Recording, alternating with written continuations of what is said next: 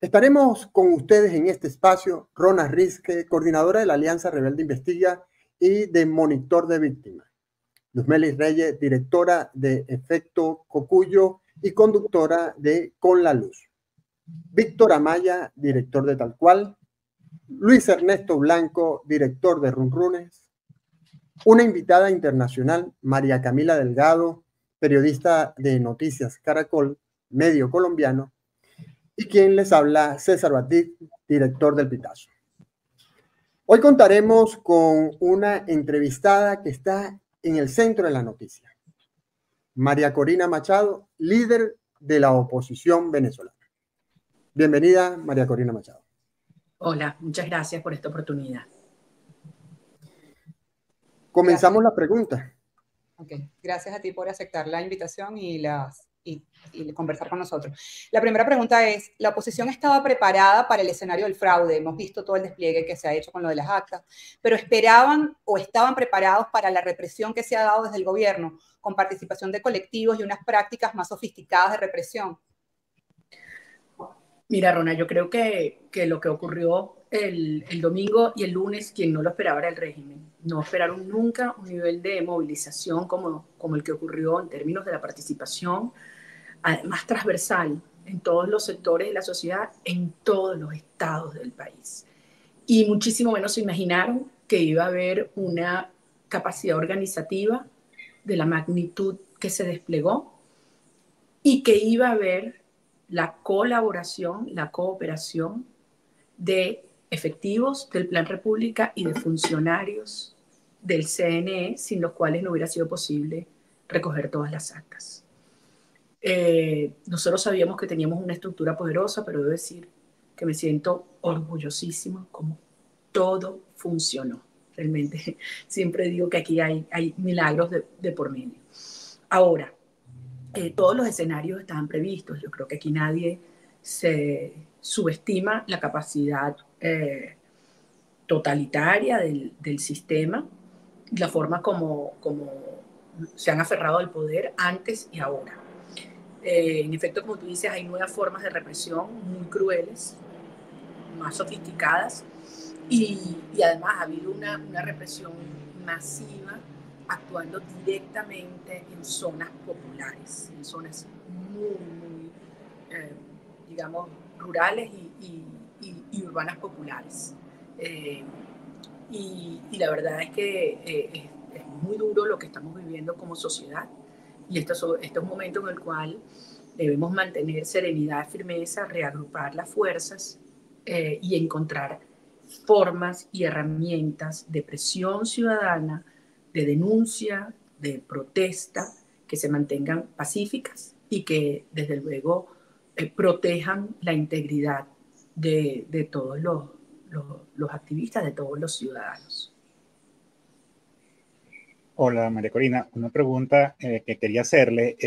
¿Esperaban a estas alturas reacciones distintas en el plano internacional o en el plano interno en Venezuela luego de lo ocurrido el domingo y lo ocurrido los días de la semana pasada? Mira, Luis Ernesto, yo creo que nunca ha habido un nivel de alineación tan claro, por lo menos en todas las Américas, salvo el caso de Honduras, Cuba y Bolivia. Nadie ha reconocido los resultados que dio el CNE. Al contrario, todo el mundo ha manifestado una absoluta aprehensión, y algunos estados, algunos gobiernos incluso ya han reconocido a Edmundo González.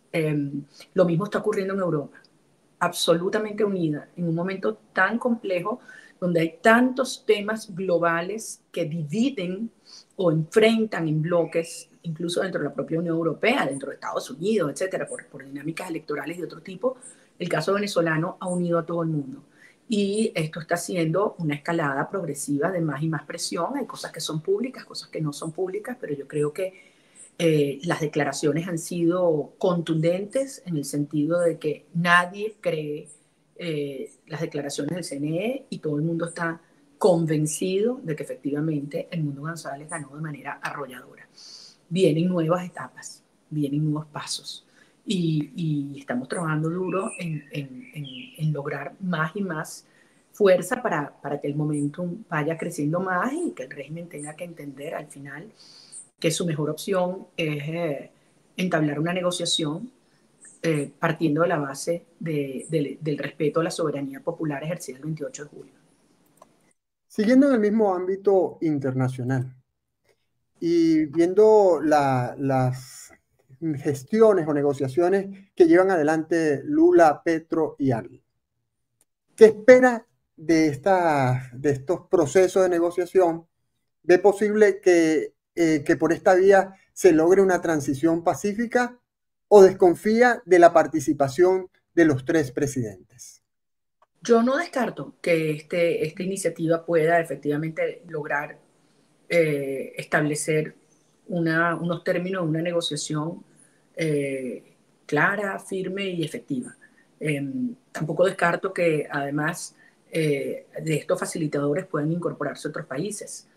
Indiscutiblemente ellos tienen un canal de comunicación que otros no tienen con el régimen. Y creo que se han mantenido en una posición prudente efectivamente para poder mantener esta interlocución. Yo creo que esto es un momento en el cual el mundo empieza a entender que Maduro ha ido quedando cada vez más aislado a lo interno y a lo externo. Hoy lo que le queda a Maduro es un círculo fundamentalmente de la alta cúpula militar y que no son muchos que están pretendiendo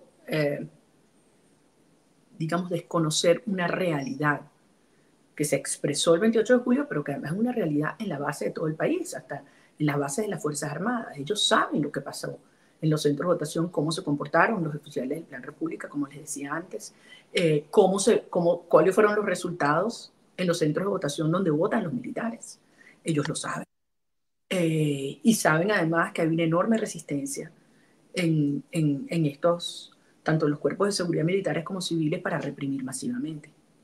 Entonces, esto es un momento donde hay que mantenerse muy firme y hay que partir de la base de que toda negociación seria es favorable, estamos dispuestos a entablarla partiendo del respeto al ejercicio de la soberanía popular expresada el domingo 28 y el reconocimiento de la verdad. María Corina, buenas tardes. ¿Qué cree usted que cuál sería el papel de Estados Unidos? Recordemos que Estados Unidos tuvo un diálogo bilateral con el gobierno de Nicolás Maduro y de ahí salió aquel memorando de Doha. Ahora, ¿cuál espera o cuál cree usted que puede ser el rol de Estados Unidos en esta negociación de la que usted ha hecho mención? Bueno, yo creo que obviamente tiene un rol importante. Y no quiero anticipar cuál va a ser el rol específico, pero indiscutiblemente muy importante, entre otras cosas porque el propio secretario de Estado, Anthony Blinken, con quien yo tuve la oportunidad de conversar, y Edmundo González también, ha sido enfático en el sentido de que hay que respetar la voluntad expresada por los venezolanos y que es evidente que Edmundo González ganó por amplia mayoría la elección. Indiscutiblemente Estados Unidos ha hecho un trabajo de sensibilización y apertura de otros actores. O sea que yo creo que si bien es un momento tremendamente complejo y doloroso para todos los que estamos sufriendo por la represión, porque han secuestrado compañeros, porque obviamente hay una enorme angustia en la sociedad venezolana de que esto se resuelva, yo también siento que hay una gran madurez en los venezolanos de entender que así como nos costó tanto lograr las etapas previas y cómo fuimos logrando una tras otra, y ustedes han sido testigos de excepción de ello, o sea, cómo logramos primero levantar un país que estaba triste y decepcionado a partir de enero del año pasado, cómo la segunda etapa, que fue lograr hacer unas primarias, se convirtió en un hito de organización, de movilización, pero sobre todo de autoestima de los venezolanos, es decir, nosotros tenemos fuerza y vamos a tomar el control y el destino de nuestro futuro en nuestras manos. En tercer lugar, haber logrado, a pesar de todos los obstáculos, los atropellos, las arbitrariedades, las trampas, los elementos que buscaban desviar nuestra atención y nuestro foco, llegar al 28 de julio con una candidatura apoyada por todos los venezolanos demócratas que queremos un cambio, y finalmente la enorme victoria del 28 de julio y la posibilidad de tener la prueba de las victorias en la mano. O sea, esto ha sido monumental, ha tomado mucho tiempo y en el camino hemos tenido pérdidas enormes, compañeros de trabajo, gente querida, las cosas que ellos han destruido, atropellado, y estamos aquí. Entonces, yo creo que hay la madurez en la sociedad venezolana para entender que esta nueva fase de hacer valer la verdad también tiene sus tiempos y que nadie ex antes puede afirmar cuáles van a ser. Lo importante es que sigamos avanzando con una posición de absoluta firmeza, con la gente comprometida y motivada. Y desde luego la comunidad internacional cada día pronunciándose con mayor contundencia y firmeza. Y en los próximos días estoy seguro que habrán nuevas declaraciones, nuevas decisiones, nuevos reconocimientos que le harán entender a Maduro que cada día que pasa está más y más aislado. Bueno, justamente en esas discusiones desde el ámbito internacional, las negociaciones y demás, uno de las especulaciones que se ha dado es un escenario de una salida que incluya la repetición de elecciones presidenciales en Venezuela. ¿Usted estaría de acuerdo en ese planteamiento? Y si se daría eso en Venezuela, ¿qué condiciones cree que deberían aceptarse para ello? Pero yo honestamente no entiendo de dónde sale esa tesis, esa iniciativa. Yo creo que las elecciones ya se dieron en Venezuela y los resultados están allí y la victoria está allí. Entonces, ignorar que pasó lo que pasó, yo creo que eso no tiene ningún sustento y creo que la sociedad venezolana no lo apoyaría. Lo que hay que hacer es hacer valer los resultados del 28 de junio. Por supuesto, muchísimas gracias, María Corina, por este tiempo y también a los colegas venezolanos por permitirnos el espacio. Y usted lo decía al inicio, viene mucho camino por delante. En Colombia estamos muy pendientes de lo que ocurre de la oposición venezolana y quisiéramos preguntarle justamente en esos planes hacia futuro, ¿hay algún plan que tenga que ver con introducir algún recurso en el TSJ contra la proclamación de Maduro? Esto lo preguntamos porque muchos expertos también y aquí en Colombia dicen que ¿por qué no agotar esos recursos internos? Bueno, yo creo que en cualquier país donde exista autonomía de los poderes públicos, independencia de los poderes, eso sería una ruta comprensible, pero este no es el caso. Todo el mundo sabe que el Tribunal Supremo de Justicia es simplemente un brazo ejecutor del régimen y además represor, y hoy estamos viendo cómo pretenden además usurpar las competencias del Consejo Nacional Electoral. Esto no tiene pies ni cabeza. Quien tiene que producir el resultado y proclamar a Edmundo González como presidente electo de manera inmediata es el Consejo Nacional Electoral. Nosotros no vamos a darle el gusto al régimen de supuestamente judicializar lo que ha sido el ejercicio de la soberanía popular para que ellos tengan entonces excusas para extender esto al infinito. Eso creo que quedó muy claro además en la comunicación que esta mañana envió el presidente electo Edmundo González Urrutia cuando dice que no acude porque esa no es la instancia competente y obviamente sabemos que está absolutamente bajo el control de la tiranía. María Corina, algunos países han dicho que a nivel interno tienen preocupación porque hay factores de ultraderecha en esos países que apoyan a la causa venezolana. ¿Qué responde usted a esas voces que han hecho este tipo de observación? Yo creo que están errando completamente el eje de esta lucha. Esto no es un tema de izquierda o derecha, esto va mucho más allá. Esto es un tema de la vigencia de la democracia, de sus instituciones y del respeto a la soberanía popular. Y yo creo que es muy interesante como estamos viendo en todo el espectro ideológico del mundo apoyo a la causa venezolana. Entonces yo no caigo en esas trampas porque los necesitamos a todos apoyando a Venezuela. Esto tiene que ver con la democracia, con la verdad, con la justicia y con la soberanía popular. María Corina, ¿cómo han vivido ustedes esta ola de represión contra las personas que votaron contra la coalición opositora, contra las personas de los sectores populares, contra las personas que los apoyaron en la campaña? Y ahora, bueno, hay más de 1.200 detenidos, 23 personas que han muerto, como madres que piden que le devuelvan a sus hijos. Mira, Rona, esto es horrible y además uno siempre terminas frente al dolor desgarrador de cada caso, de cada persona. Y es infinito el dolor. Esto tú no lo puedes medir en números. Es decir, un muchacho asesinado a golpes como Ángel Mora no significa una tragedia más pequeña que 20 o 100 muertos. Y obviamente es indignante y la gente siente esa impotencia. Y por eso nosotros tenemos que asumir que por cada uno de ellos y por quienes han perdido su vida y su libertad durante todos estos años, ahora no queda otra que seguir. No queda otra que seguir. ¿Es riesgoso? Es muy riesgoso.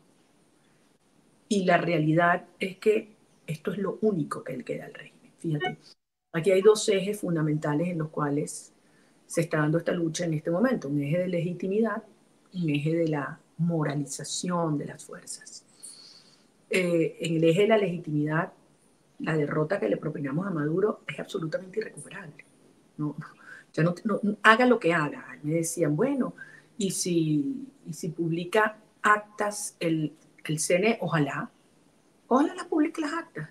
Que así como Elvis Amoroso pasó de la servilleta con la cual proclamó a Maduro el domingo a una carpetica que entregó el día de ayer, ojalá pase a la hoja de Excel y a imprimir las actas, porque esa sería la prueba del fraude. Nuestras actas auténticas, verdaderas, oficiales, son la prueba del triunfo de Edmundo González. Si ellos publican esas actas, tendríamos entonces la prueba del fraude. De modo que en el eje de la legitimidad, ellos están absolutamente derrotados. Y con la violencia lo que están haciendo es hundirse más, deslegitimándose más. Queda el otro eje, y es el eje de la moralización, ¿no? de la disposición a luchar hasta el final. Y lo que vivimos el domingo fue algo tan poderoso que unió al país, que ellos necesitaban o trataron de cortarlo de tajo, y por eso esta violencia desenfrenada. Entonces es un momento en el cual nosotros tenemos que mantener la serenidad, la comunicación con nuestra gente. Nada de que estén saliéndose de WhatsApp y saliéndose de los grupos, para nada. Este es un momento donde hay que estar más comunicados que nunca. Y la organización a nivel de las bases, con los comanditos, con la plataforma 600K con los cuales nosotros tenemos comunicación, se mantiene. Y seguiremos avanzando. Obviamente tiene que ser con mucha inteligencia y con una gran coordinación entre todos los sectores dentro y fuera del país, incluyendo la diáspora venezolana, que tiene en este momento un papel importantísimo que desempeñar, demostrándole al mundo que no nos van a callar y que no nos vamos a rendir y que no caemos en ese chantaje que protestar y defender la verdad significa generar violencia. O sea, esa equivalencia que ellos hacen entre víctimas y victimarios, nosotros no la aceptamos y no permitimos que nadie nos lleve a ese marco. La violencia es de ellos. Las armas las están usando ellos contra jóvenes y contra líderes inocentes. Justamente le quería preguntar sobre las consecuencias de la represión a nivel de estructura de los comanditos, ¿no? Porque los comanditos se organizaron por miles y ahora están siendo calificados como células terroristas. Y mencionabas directamente de ser responsables de acciones violentas. Entonces, ¿qué consecuencia ha tenido esto en la estructura de los comanditos en quienes forman parte de ellos? Bueno, Víctor, obviamente, cuando a ti te acusan desde el poder de esos tipos de delitos, cualquier persona se siente conmocionado, porque además es una falsedad tan burda que todo el mundo lo sabe, que indigna, ¿no? Pero fíjate, el origen, el concepto de los comanditos es tan poderoso porque es gente que confía unos en otros, ya sean familiares, vecinos, compañeros de trabajo, de actividades. Son gente que son núcleos que confían unos en otros y que actúan de manera coordinada, pero separados unos de otros. Entonces, es muy poderoso, tienen presencia en todas las comunidades del país, efectivamente son más de 68.000 comanditos, y que entienden que las tareas hasta el 28 fueron muy importantes de llevar el mensaje, de llegar a sectores donde no habíamos llegado antes, de darles seguridad a personas que están vinculadas al chavismo o a sus redes y decirles, mira, aquí estamos unidos, los queremos junto a esta gran causa. De cara a ese día tuvieron actividades muy importantes de movilización, de personas que no tenían cómo desplazarse a los centros de votación, de llevar alimentos, de llevar agua y de protección, de mantenerse alrededor de los centros. Ahora vienen nuevas tareas que tienen que ver con mantenernos comunicados, con defendernos unos a otros en las comunidades y en mantener firme y avanzando la presión ciudadana hasta que se haga valer la soberanía popular. Hemos hablado de la represión y hemos hablado de la negociación. ¿Por qué los venezolanos debemos creer en una negociación con un poder señalado de violar los derechos humanos en el marco de las protestas? ¿Usted apoya la hipótesis, por ejemplo, de Juan Barreto, que dice que el poder trata de hacerse más poderoso atrincherándose para poder negociar? Mira, podemos especular los motivos por los cuales están actuando de esta manera. Yo creo que son errores. Yo creo que son errores porque lejos de aumentar su posición negociadora, yo creo que más bien los debilita mucho más. Los desnuda frente al mundo, genera profundas contradicciones en sus propias facciones y en sus bases. No tengo duda que estos mensajes están dirigidos a aterrar a los suyos, pero creo que está generando un efecto contraproducente y está cohesionando más bien a la sociedad venezolana, que repudia la violencia y la mentira, y también al mundo entero. Cada día que pasa le hacen mucho más difícil al mundo entero o a cualquiera de los que le puedan quedar de aliados a Maduro justificarlo o defenderlo. Yo creo que obviamente la sociedad venezolana tiene profundas aprehensiones sobre una negociación después de las experiencias que hemos tenido, pero esto es una situación totalmente distinta. Es decir, nosotros partimos de que tenemos un presidente electo y de que el país tiene liderazgos en los que cree. Y la gran diferencia es que son esos liderazgos los que el país escogió en las primarias y en las elecciones los que vamos a representar a los venezolanos en una negociación. Es totalmente distinto. ¿Y cuáles son, María Corina, las negociaciones que pudieran estarse dando entre usted, Edmundo González, o sectores de la plataforma unitaria con sectores del oficialismo en este momento?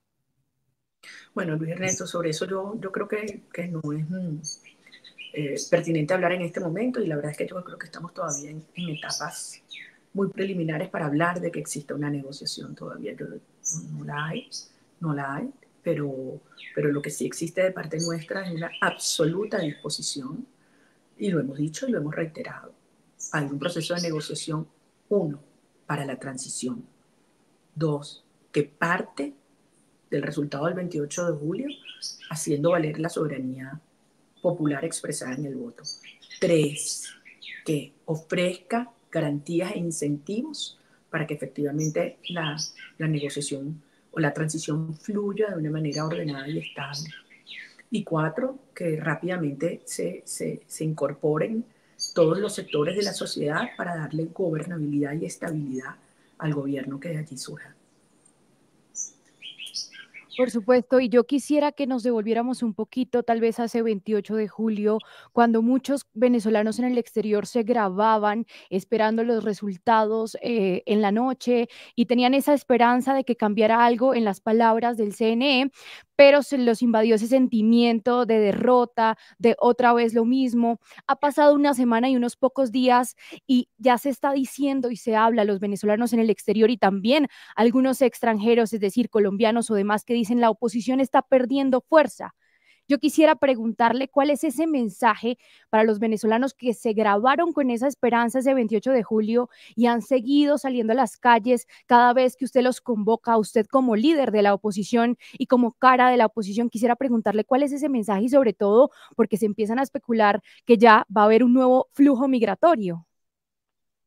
A ver, María Camila, yo quiero aprovechar tu pregunta para hablarle a todos los venezolanos, no solo los que están afuera. Muchos venezolanos se grabaron con sus resultados y eso es parte de las evidencias. Por eso es que no pueden fabricar actas falsas, porque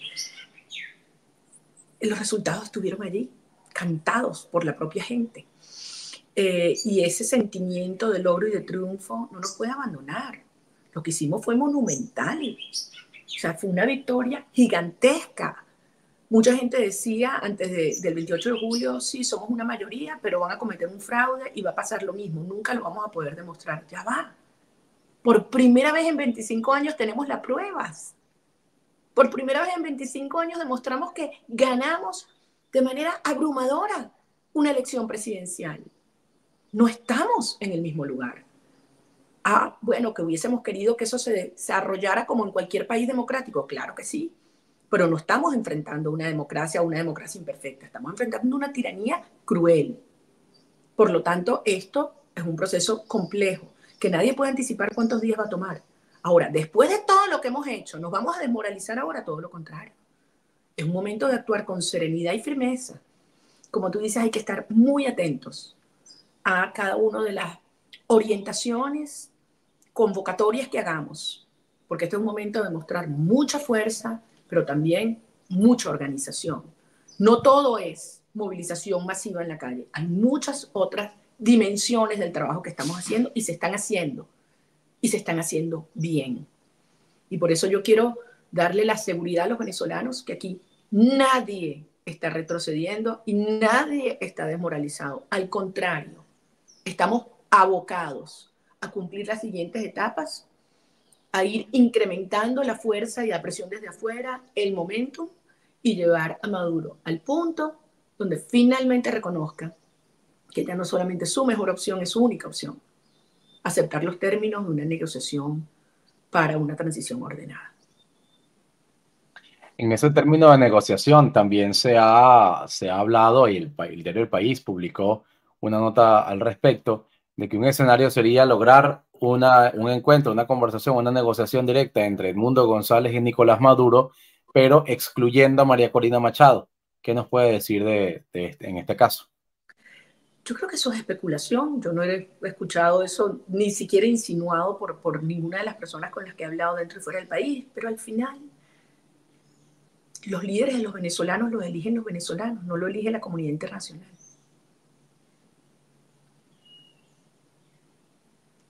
María Corina, usted junto a Edmundo González firmaron un documento, un comunicado dirigido a la Fuerza Armada Nacional, y este comunicado fue respondido por el ministro de la Defensa, Vladimir Padrino, quien dijo que apoyaba a Nicolás Maduro y que los resultados habían sido transparentes.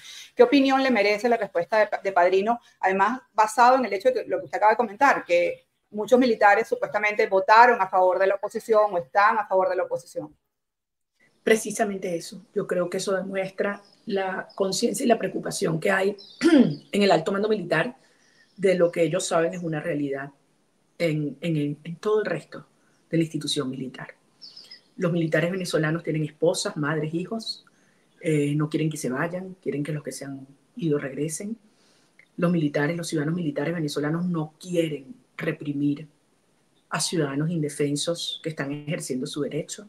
Los ciudadanos militares fueron testigos de la extraordinaria victoria del 28 de julio, contribuyeron la inmensa mayoría a que el proceso fluyera en paz y pudiéramos obtener nuestras actas, y ellos quieren enfrentar a los militares. El alto mando quiere enfrentar a los militares, a la sociedad venezolana. Nosotros estamos haciendo todo lo contrario. Nosotros estamos abriéndole los brazos, diciéndole, no somos sus enemigos, todo lo contrario. Necesitamos una fuerza armada que pueda estar al servicio de la nación venezolana, cumpliendo el artículo 328 de la Constitución, y que sea una fuerza armada bien dotada, bien entrenada, bien remunerada, de la cual la sociedad venezolana se sienta orgullosa. Y lo que le exigimos Edmundo González y yo fue: no acaten órdenes ilegales de represión contra sus hermanos venezolanos. No lo hagan. y creo que esto es un llamado que todos tenemos que repetir todos los días.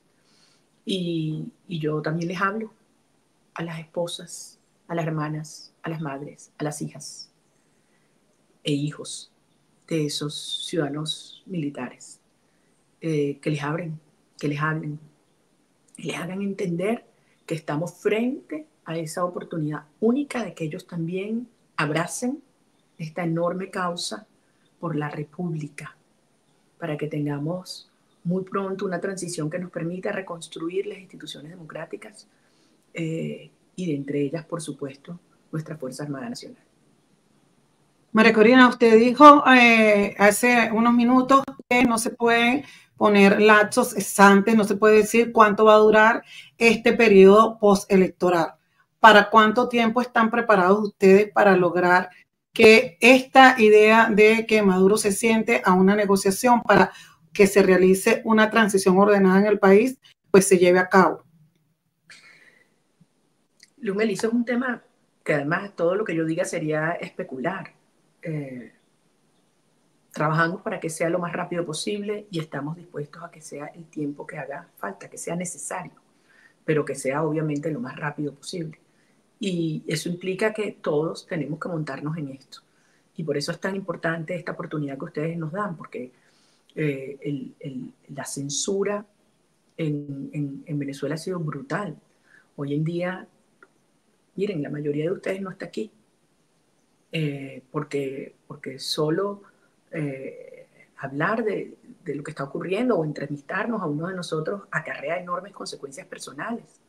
Eso le demuestra al mundo que el miedo que le tiene el régimen a la verdad. Entonces, este es un momento donde yo les agradezco mucho esta oportunidad, donde tenemos que enviar mensajes de muchísima firmeza, serenidad, resiliencia, lo cual no significa debilidad, todo lo contrario.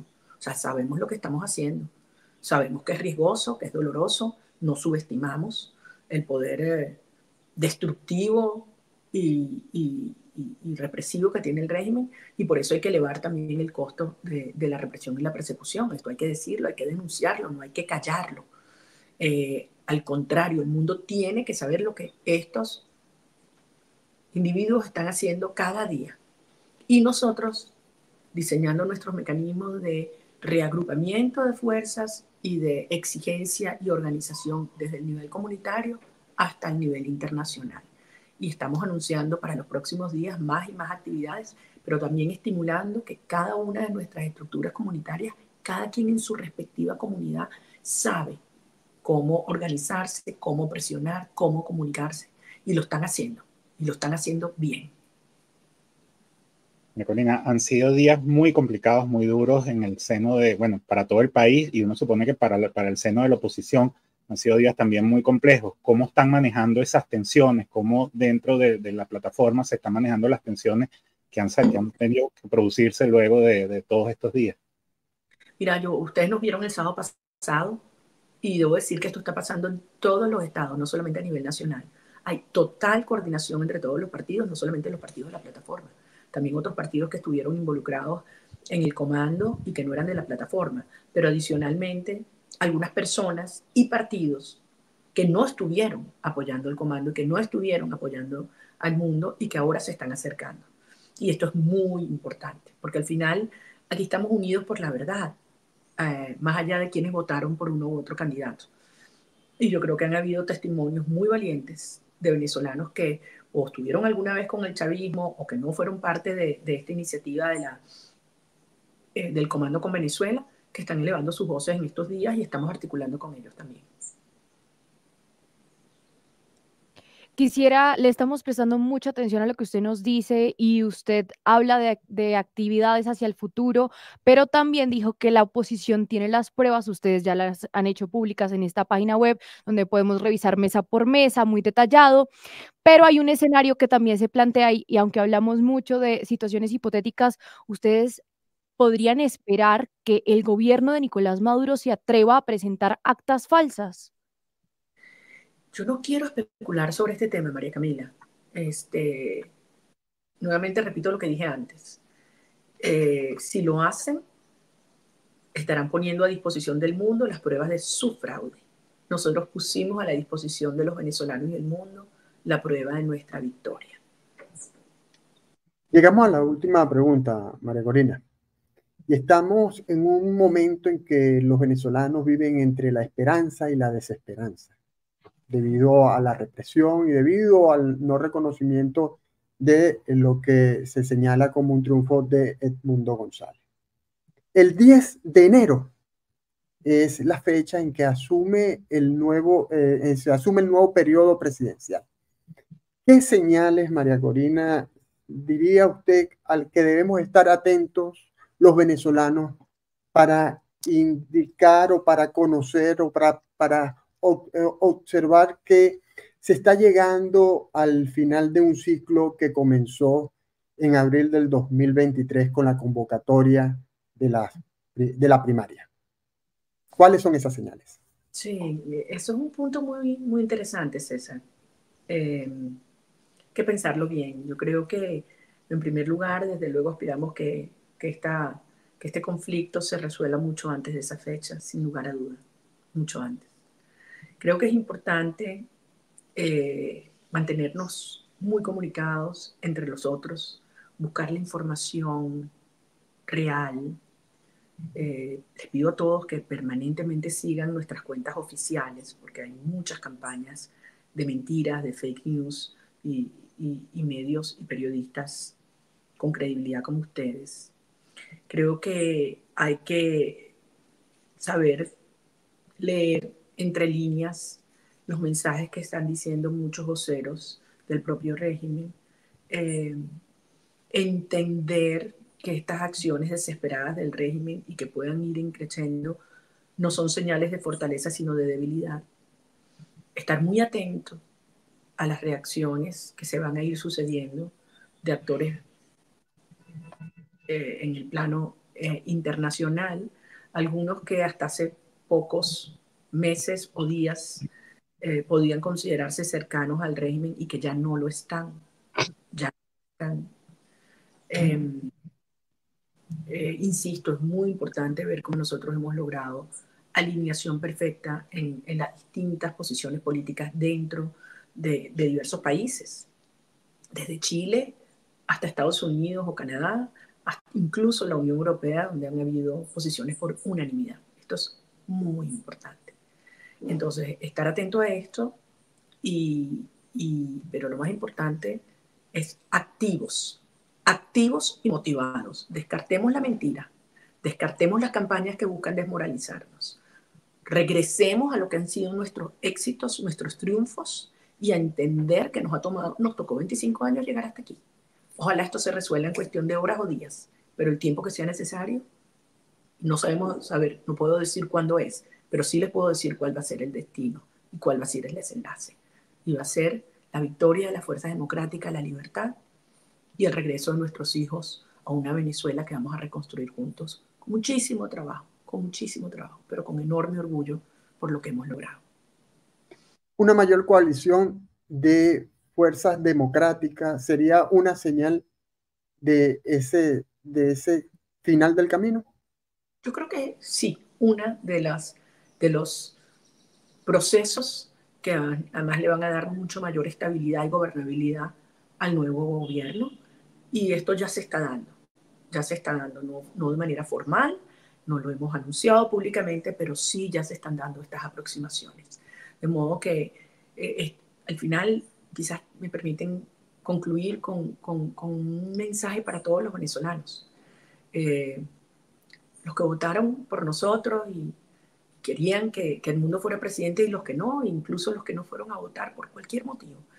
Y decirles, miren, esto en esta etapa es una lucha para encontrarnos todos en los valores comunes, en aquellas cosas que hoy nos movilizan, es decir, tener un país donde podamos vivir con respeto, con las diferencias que podemos tener unos y otros, una Venezuela donde exista justicia y nunca más haya retaliación, un país donde nunca más una madre venezolana tenga que bajar la cabeza por una bolsa de comida, un país donde no existan bonos que te condenan, sino donde tú puedas vivir de tu trabajo decente y vivir bien, con tu sueldo bien ganado, con tu emprendimiento, donde la propiedad privada es sagrada, donde se estimula la productividad, donde Venezuela se inserta en las redes de producción y de logística global, donde vamos a hacer de nuestro país el hub energético de las Américas, donde van a haber miles y miles y miles de empresas abriendo en nuestro país miles de millones de dólares en inversiones, donde vamos a poder reestructurar nuestra deuda y pagar nuestras acreencias, donde habrá oportunidad de encontrarnos y sobre todo de traer de nuestros hijos de vuelta a casa. Yo creo que esto, libertad de expresión, libertad de asociación, libertad de protesta, y donde tengamos gobernantes que están al servicio del ciudadano y no sirviéndose de él. Esto es un sueño compartido, una visión de nación, ahí hay consensos republicanos y cada día más y más venezolanos nos comprometemos con esta causa y con esta ruta. Y lo vamos a lograr. No va a ser fácil estos próximos días, lo sé, todos estamos sometidos a mucha tensión, a mucha presión y a muchos peligros, pero yo estoy seguro que vamos además de la mano de Dios. Así que muchas gracias. Bueno, muchas gracias a María Corina Machado por esta entrevista en la que estuvimos participando Rona Risque, coordinadora de la Alianza Rebelde Investiga y de Monitor de Víctimas, Luzmely Reyes, directora de Efecto Cocuyo y conductora de Con la Luz, Luis Ernesto Blanco, director de Runrune, Víctor Amaya, director de Tal Cual, María Camila Delgado de Noticias Caracol, especialista en información internacional, y por supuesto quien les habla, César Batiz, director del Pitazo. Hasta luego.